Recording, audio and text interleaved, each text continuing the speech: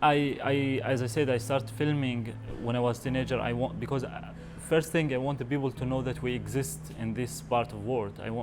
Because we have a lot of suffering, a lot of attacks happening in my community, and then when they leave, these settlers, soldiers, the bulldozers, after they destroy homes and schools, I look at the world and as we are not existing, like it's become a routine. And I wanted to film and I want to scream, I want to show what's going on. First place, I want the people to know that we live in this world and that we exist and we deserve your solidarity and we deserve a better life and we should not be living this suffering, and we want your help because for a long time and still as Palestinians we suffer from the bias of the mainstream Western media, to be honest, that they always try to be on the Israeli side and showing what the official Israeli army is telling them. Then they take it as a holy book that they want to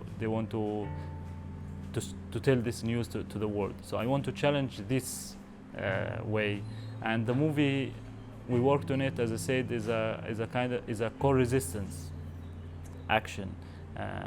We want to reach everyone here in Italy, elsewhere in the world. The people should know what's really happening on the ground. So I know the movie is not changing what's happening today on the ground.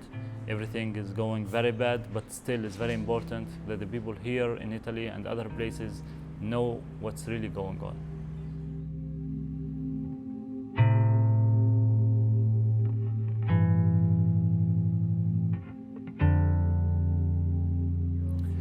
The best is to live as a human being with full rights, not controlled by foreign military. I think solutions are very easy to reach if there is the willing to reach a solution. The thing is that the Israelis does not want a solution that we don't exist in it. They're saying this publicly in the government, in their TV channels. Today they're discussing our ethnic cleansing from the West Bank, from Gaza, publicly. They don't hide it anymore, and the world is not doing anything, is fully silent and is complicit in what's going on. So it's not a problem of what will be the solution, is if they are willing to have a solution. And we don't want, in the end of the day, living under this foreign military control that kills us and destroy our life in each moment of our life. So we want to be free from this foreign military control, and we want to have self-determination. We want to have our sovereignty, and we want to live, as I said, as a human beings, as the people living here in Italy and in other free countries around the world.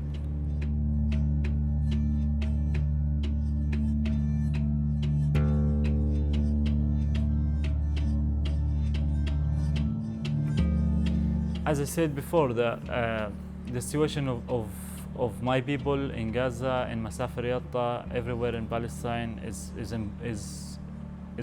going worse and worse. The Israelis continue the genocide in Gaza, the destruction of our homes, of our properties in refugee camps in the Northwest Bank, in Area C where I live, is going on faster than before. So it's double of what the people are gonna see in no other land, what we are suffering through today.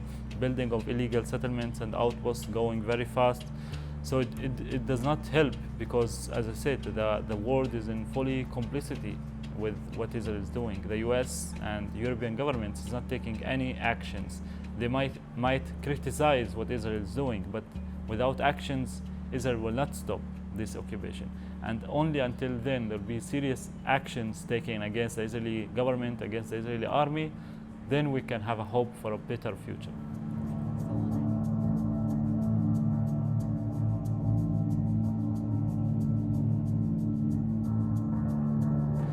Yes, but if you give us food and medicine and money and give them weapons to kill us, so how we can, like, I mean, what this help? In Masafer Yatta, for example, we're getting a lot like aid from EU to build homes and schools and water projects and other humanitarian projects. But when Israeli bulldozers come and destroy it, last month an entire community in Masafer Yatta, entire village, one of the 19 villages were destroyed. The whole homes were destroyed. And I think all of these homes is funded by EU projects. And when Israel do this and destroy our homes that funded by the EU, they don't say anything. They don't try to stop Israel from destroying these projects. And other than that, when they are supporting us with these humanitarian projects and keep send and do weapon business with Israel to kill us, then either you're supporting our killing or you're supporting our life. Like, you can't give us medicine and food and meanwhile give Israel weapons to continue killing us and destroying our homes. You need to stop supporting the Israeli occupation so it can end.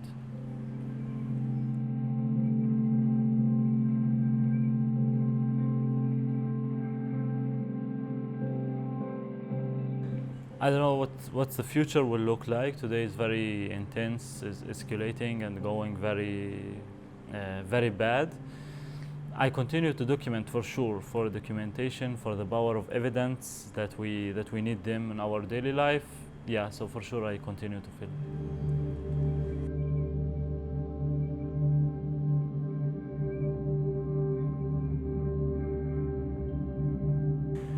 It didn't change a lot, to be honest. I started to be more recognized in the streets sometimes by people, and here in Italy, other places when I travel, also in Palestine as well. Also more harassed by settler soldiers. Now they also became recognize me. So yeah, but the change I want is really for my life would be to end this brutal occupation and the end of the suffering of my people.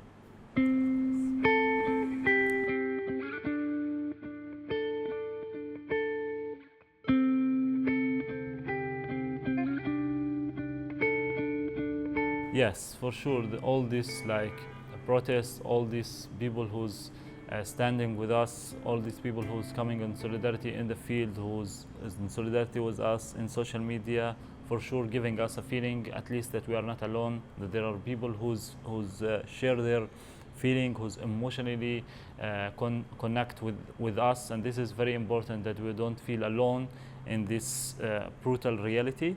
And I encourage more and more people to join, because as I said before, if there is a way for this to end only by international community intervention, and these protests and these movements on the streets would put pressure on the government to do the right thing.